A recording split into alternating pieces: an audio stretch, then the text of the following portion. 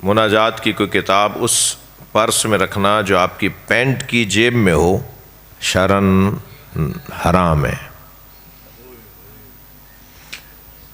Mobile جس میں قرآن ہو، جو کسی بھی وقت بج سکتا ہے، جو کسی بھی وقت اس کا آواز آ سکتی ہے، وہ بے حرمتی کے ٹائٹل میں آ کر حرام ہے۔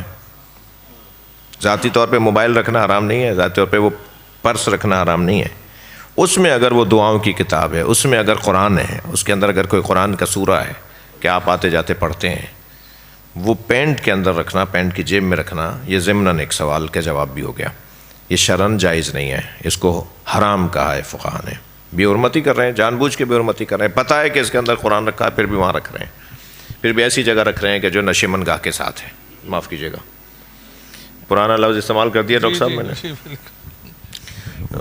کوئی اور پرانا بزرگ ہوتا تو وہ پرانا لفظ بولتا، وہ پرانا لفظ مت بولیے گا، آج وہ پرانا لفظ گالی ہے جی۔ کہاں رکھے بھائی یہ؟